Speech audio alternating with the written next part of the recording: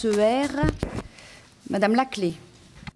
Merci Madame la Présidente, Monsieur le rapporteur, chers collègues. La proposition de loi que nous examinons ce soir, initiée par notre collègue Jean-Pierre Door, s'intitule « Pour l'avenir de notre système de soins » et a pour objectif, je cite, « de proposer les aménagements qui apparaissent indispensables pour améliorer à court terme les capacités d'adaptation du système et sa performance au service de nos concitoyens ». Elle propose donc de rééquilibrer le système en le déshospitalisant d'une part et en redonnant toute sa place à la médecine de ville, dites-vous. Effectivement, et on peut le noter dès le titre de cette PPL, vous ne vous inscrivez pas dans vos propositions dans une vision globale du système de santé, ni dans une remise en cause de la loi dite de modernisation de notre système de santé portée par Marisol Touraine et promulguée le 26 janvier 2016, pas plus d'ailleurs qu'elle ne fait des propositions complémentaires sur les sujets que vous dites prioritaires, comme vous venez de les énumérer dans votre propos liminaire. Cette proposition de loi ne comporte en effet aucun article visant à amender ou à compléter la loi dans son volet prévention, et nous nous en réjouissons. Ni les articles concernant le paquet neutre qui se met en place ces jours-ci, ni des articles relatifs aux salles de consommation à moindre risque, qui ont pourtant mobilisé notre hémicycle à votre initiative de nombreuses heures, ne sont même évoqués. Pas plus d'ailleurs que la lutte contre l'obésité ou les maladies chroniques. Nous nous réjouissons que vous ayez fait vôtre ce titre 1 relatif à la prévention et qui préfigure bien à nos yeux ce que doit être un système de soins à l'avenir. Un système qui sait anticiper et prévenir dès le plus jeune âge et protéger le plus possible des maladies qui peuvent être évitées.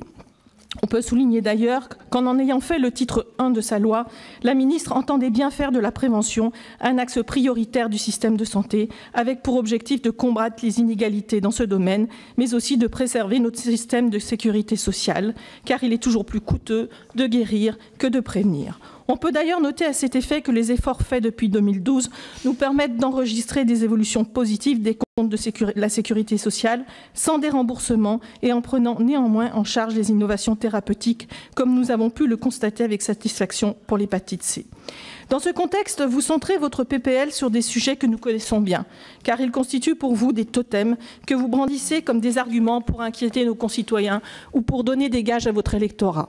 Mais dans cette PPL, vous conviendrez qu'il y a au fond peu ou pas de propositions nouvelles, pas de sens, pas de cap, pas de direction nouvelle donnée, mais une suite d'articles qui viennent compléter ou amputer sur quelques points certes emblématiques la loi de janvier 2016 qui comporte, rappelons-le, pas moins de 227 articles.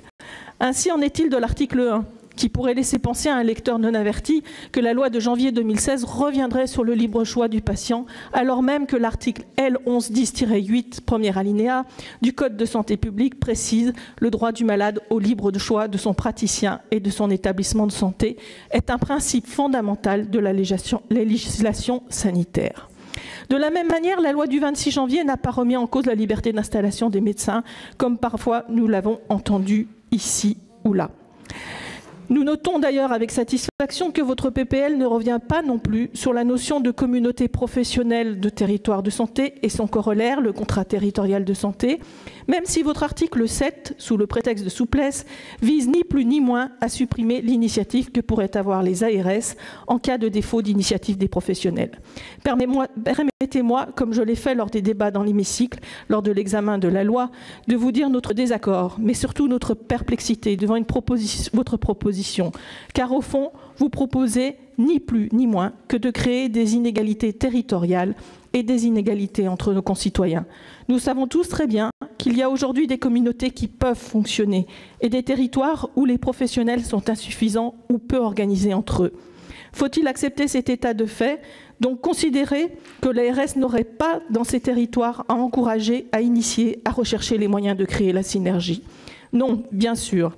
Et la rédaction de cet article, reprise en concertation avec les acteurs, a permis de rassurer sur les intentions.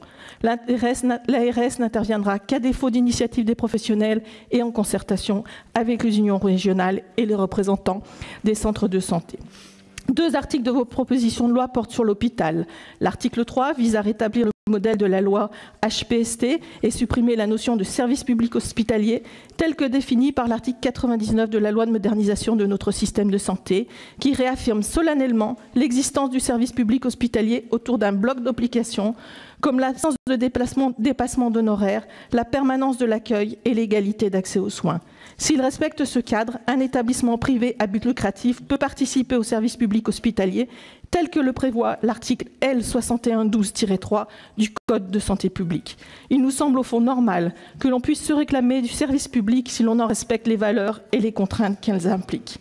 À quelques mois d'échéance importante, on voit bien la finalité de votre proposition. Arrêtons-nous quelques instants sur l'enjeu. Améliorer l'accès aux soins des Français, de tous les Français. Et si vous avez raison de souligner que les plus fragiles ont déjà le tiers payant, vous passez complètement sous silence la situation de ceux qui sont juste au-dessus des plafonds de la CMU-C et de l'ACS.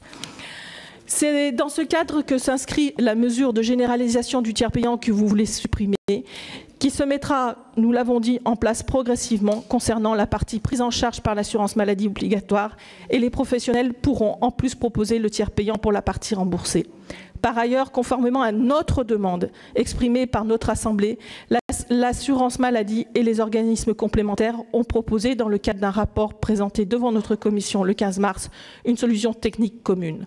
Pour toutes ces raisons et d'autres sur lesquelles j'aurai l'occasion de revenir lors de la présentation de nos amendements, nous ne voterons pas cette PPL, qui non seulement revient sur des dispositions à nos yeux emblématiques et fondamentales du texte de loi dite de modernisation du système de santé, mais de surcroît ne propose qu'une vision très partielle de la problématique en se centrant sur quelques points relatifs au système de soins, alors même que notre système de santé a besoin aujourd'hui d'ambition, de cap clair et de décisions fortes que nous avons entérinées par notre vote le 18 décembre dernier du projet de loi proposé par la ministre de la Santé. Merci. Pour le groupe Les Républicains, Monsieur Robinet.